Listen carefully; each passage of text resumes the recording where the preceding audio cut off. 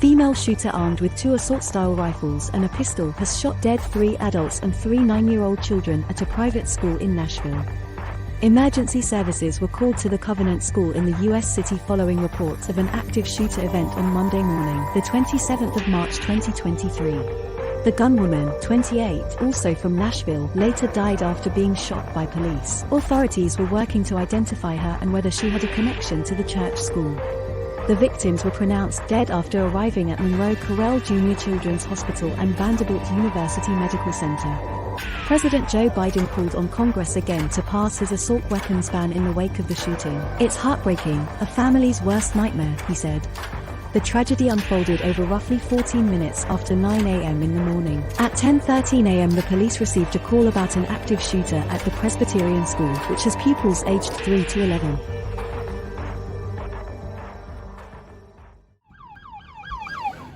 I want to say thank you to our first responders. As they arrived on the property, there were police cars being hit by gunfire.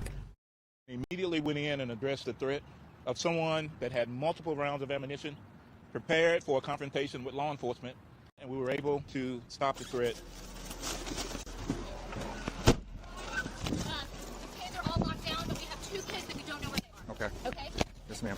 They just said they heard gunshots down there, and then upstairs are a bunch of kids. Let's go. I need 3. The police department response was swift. Let's go. Officers entered the first story of the school, began clearing it. Metro Police! It's upstairs. It sounds like it's upstairs. They immediately went to the gunfire.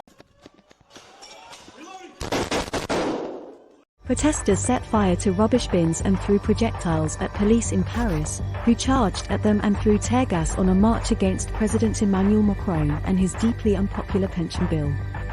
Clashes also erupted at similar rallies in other cities including Rennes, Bordeaux, and Toulouse, with a bank branch and cars set ablaze in Nantes.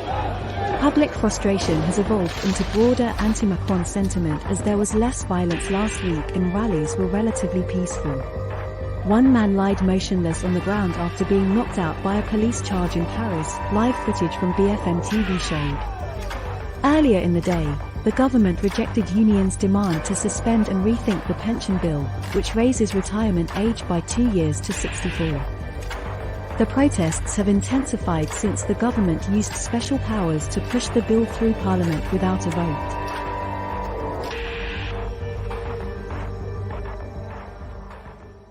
ALDI and other supermarkets across the UK are seeing a severe shortage of basic foods like fruit, vegetables, cereals, dairy products, and more. These shortages began back in February 2023 when supermarkets say that food crops from countries like Spain have been lost due to unusual weather patterns. Other European countries, including the Netherlands, that also rely on imported produce during the winter have seen some supply constraints, but not to the same extent as Britain. This has led some that were against the UK leaving the European Union trading bloc to blame Brexit, while dismissing the effects of global climate change. The brand saw sales grow by 27% in December compared to the year before, despite previous annual pre-tax profits declining by 86%. ALDI said, people are switching to the discount supermarket chain in their droves from higher-cost rivals as the cost of living crisis bites and shoppers look for lower prices. Ex-military bases are to be used in a migrant housing plan in a bid to tackle the ongoing UK asylum crisis. 3 sites including 2 ex-military bases will be used as migrant housing in a bid to cut down on hotel use. Sites in Lincolnshire and Essex, plus another in East Sussex, could house several thousand, Immigration Minister Robert Jenrick said. The government is exploring the possibility of also using ferries, but no firm decision has been taken, he said. Labour Shadow Home Secretary Yvette Cooper said the announcement was an admission of failure on asylum policy. Barracks at Catterick Garrison in Rishi Sunak's constituency are also being assessed for suitability as potential accommodation. The plans are likely to meet local opposition and have been criticised by MPs, with one Conservative warning the government a legal challenge would be launched.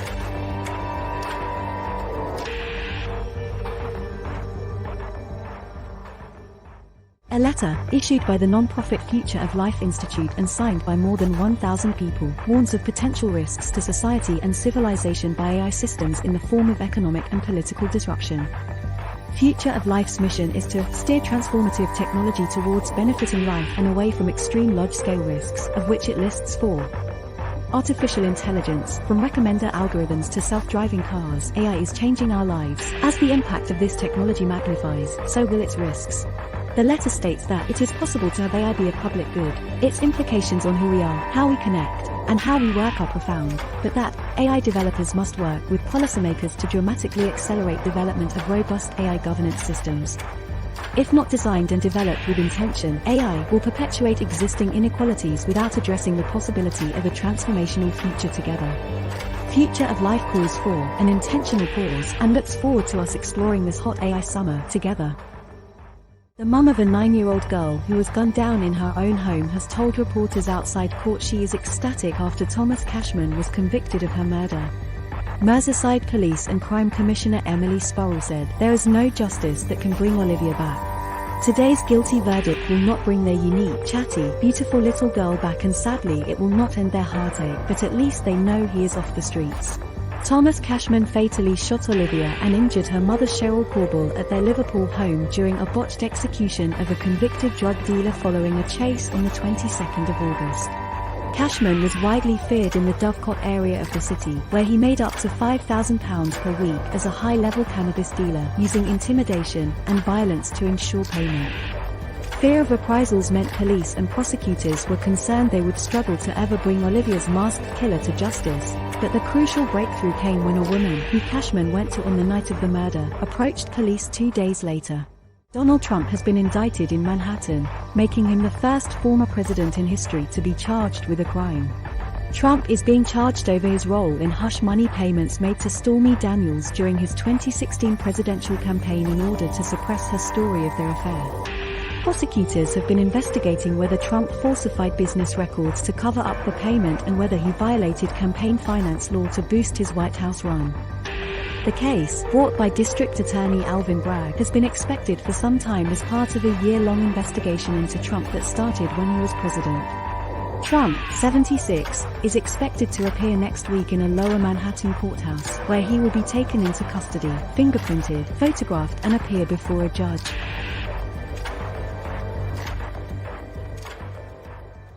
Controversial social media influencer Andrew Tate and his brother Tristan are to be moved from custody to house arrest with immediate effect, a Romanian judge has ruled. 2 associates, Georgiana Naghel and Luana Rodu, are also being released. All 4 have been ordered to stay in the buildings where they live, unless they have judicial permission to leave. The brothers have been detained since December and are being investigated on allegations of rape, people trafficking and forming an organized crime group. Both have denied wrongdoing. Since investigations began last April, 6 women have been identified by prosecutors as victims. However, no charges have yet been brought against the brothers or the 2 Romanian associates who were arrested alongside them. Last year, a critical incident in Dover was blamed on bad weather and a shortage of ferries at Easter, yet the same has happened again this year. Delays were first reported on Friday night, and some passengers waited 14 hours to board their ferry to France.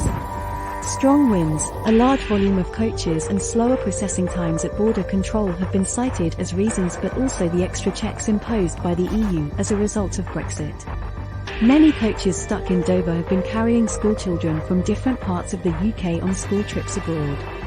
One driver taking a group from Cardiff to Austria said they had been in the vehicle for 14 hours. Anthony Jones described a frustrating situation with no communication, saying that it appeared cars and lorries were passing through border checks ahead of coaches. An EU border at Dover meant things were gumming up, as each individual passport had to be inspected and stamped after Brexit. Iranian authorities ordered the arrest of the 2 women, the judiciary said Saturday, after a viral video showed them being attacked by a man for not wearing hijabs. It comes after months of protests demanding an end to the restriction. The mass protests that erupted across Iran in September have largely been quelled for now by brute force. But some women continue to defy the rules on wearing a mandatory headscarf in public. Videos and pictures posted online show the upswell of frustration and anger with the restrictions is still a potent force in Iranian society. Thousands have been arrested and 4 protesters have been executed since December, but the authorities show no sign of relenting. This comes after the death in custody of Iranian Kurd Mahsa Amini in September sparked months of protests after the 22-year-old was found murdered in a police cell.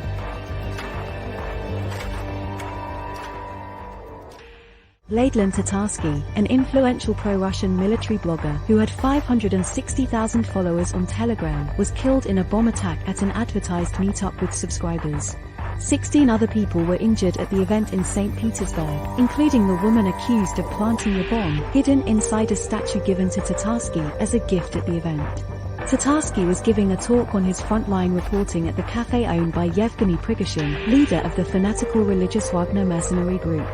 Within an hour of the neutralization of Tatarsky, furious Russian commentators were blaming Ukraine for the attack and threatening revenge, while Ukraine blamed Russian internal feuding.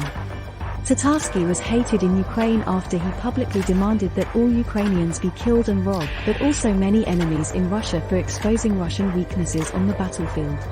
A video of Tatarsky has shown he was relaxed, wearing jeans and a t-shirt as he accepted a carved statue as a gift, which was actually the bomb that killed him.